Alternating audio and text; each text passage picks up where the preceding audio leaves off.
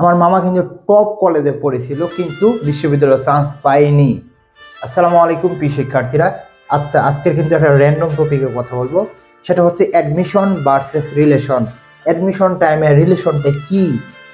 যদিও আমি কখনো রিলেশনকে প্রমোট করতেছি না, জাস্ট বাস্তবতা থেকে কথা বলবো। কারণ বাস্তব অভিজ্ঞতা দেখেছি, আমার মামাকে দেখেছি আমি কিভাবে মেধাবী স্টুডেন্ট হয়েও কোনো বিশ্ববিদ্যালয়ে চান্স পাইনি, সেই বিষয়ে কিন্তু কথা বলার চেষ্টা করব। তো অনেকজনে কিন্তু এই সময় এডমিশনের সময় রিলেশনে জড়িত রয়েছে বা আগে থেকে তোমাদের রিলেশন আছে। তো এটার জন্য কিন্তু তোমরা হয়তো বা মনে করতে পারো যে ভাই আপনি এই বিষয়ে কি জন্য কথা বলেন। দেখো, বাস্তবতা ভিন্ন। তুমি যখন বিশ্ববিদ্যালয়ে চান্স পাবে না, তোমার গার্লফ্রেন্ড যখন বিশ্ববিদ্যালয়ে চান্স পাবে তোমাকে পাত্তা দিবে না, এটা হচ্ছে মেন। তোমাকে পাত্তা দিবে না, এটা হচ্ছে মেন। তো আমি বাস্তব অভিজ্ঞতা থেকে আমি কথা বলি। আমি কথা বলবো যেহেতু আমার মামা থেকে অধিকার নেওয়া, এবং মামা আমাকে পড়া মানে কি বলছে যে তুই বলতে পারিস, সমস্যা নাই, কারণ তার গল্প থেকে কিন্তু তোমাদের শেখা দরকার আছে। আমার মামা হচ্ছে মাইমিসিং এর টপ যে কলেজটা রয়েছে শহীদ নজরুলে পড়াশোনা করছে। যারা মাইমিসিং এর আছো তারা জানো, মামা টপ কলেজে পড়াশোনা করছে এবং মামা আগে থেকে খুবই খুবই ব্রিলিয়ান্ট ছিল। কিন্তু কলেজ লাইফে যে কলেজের লাস্টের দিকে, অর্থাৎ কলেজ যখন শেষ শেষ হবে, তখন কিন্তু সে একটা মেয়ের সাথে রিলেশনে জড়িয়ে গেল। সেও কিন্তু এই ময়মনসিংহ এই শহীদ নজরুলে পড়াশোনা করেছে। কিন্তু যখন অ্যাডমিশন টাইম আসলো, অর্থাৎ তারা যখন লাস্টের দিকে, অর্থাৎ কলেজের পরীক্ষা হবে হবে তখন তারা রিলেশনে জড়িয়ে গেল। তো যখন অ্যাডমিশন টাইমে হলো, আমি তখন ইন্টার ফার্স্ট ইয়ারে পড়ি, হ্যাঁ। এবং মামা আর আমি একসাথে ময়মনসিংহে মানে আমাদের আন্টির বাসায় থাকতে পারি। তো তখন কি হইতো, মামা দেখতাম যে মেয়ের সাথে যেটা হয়েছে প্রথম দিনের এডমিশনের যদি ঘটনা বলি, যে তখন তারা একটা নিল যে তারা এডমিশনের সময় তেমন কথা বলবে না, এরকম হইল। তো কিন্তু বাস্তবতা কিন্তু ভিন্ন। এই সময় অর্থাৎ ইন্টারের সময় বা এডমিশন টাইম সময় দিচ্ছ, আমি যে এত বড় হয়ে গেছি এরকম কিন্তু না। তোমাদের থেকেও হয়তো বা 2 থেকে 3 বছরের বড় হব। তো এই সময় কিন্তু আসলে এই সময়টা কিন্তু খুবই ভাইটাল পার্ট হয়ে দাঁড়ায়। অর্থাৎ 2 থেকে 3 মাস সময়টা কিন্তু তোমার 4 বছরে কি হতে যাচ্ছে, তুমি 4 বছর কি করতে যাচ্ছ সেটা কিন্তু নির্ভর করে। তো এই মামা যেটা করলো যে তারা একটা প্ল্যান করলো যে তারা এই এডমিশন টাইমের সময় কথা বলবে না, এডমিশনের পড়া ছাড়া।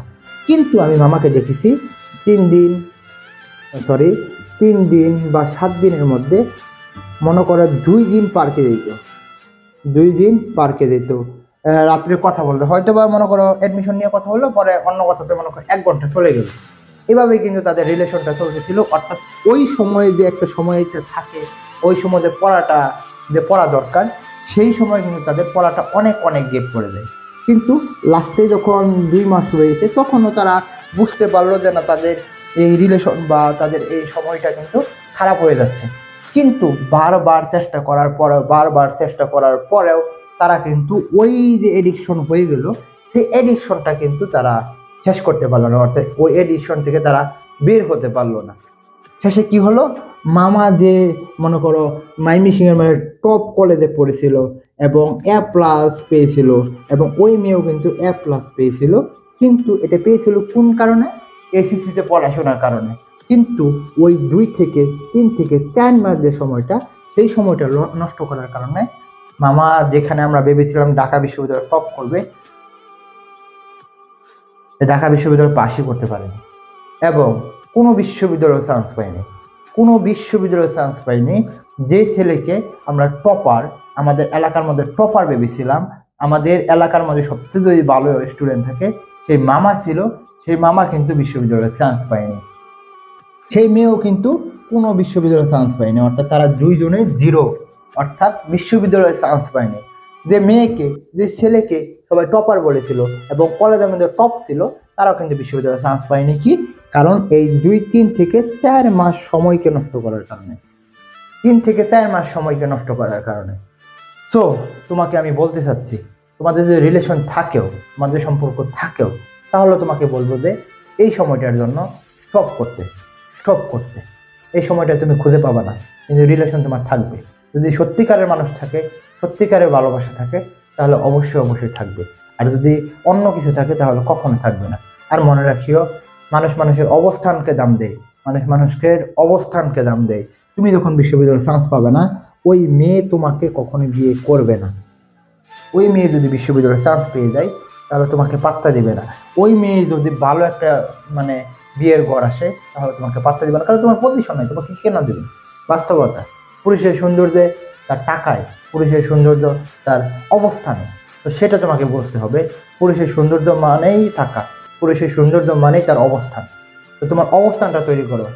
যারা আমার ছোট বন্ধু আছে তাদেরকে বলতেছি, এই সময়টা তোমাদের অবস্থানটা তৈরি করো, না হলে কিন্তু অনেক সমস্যা হবে। তো রিলেশন সম্পর্কে আমি কথা বলতে চাইছিলাম না, কিন্তু বাস্তব অভিজ্ঞতা থেকে তোমাদের জানিয়ে দিলাম। এই সময়টাকে কাজে লাগাও, ইনশাল্লাহ 5 বছর অনেক কিছু করতে পারবা। তো তোমাদের জন্য শুভকামনা, চ্যানেলটি সাবস্ক্রাইব করে পাশে থাকো। আসসালামু আলাইকুম।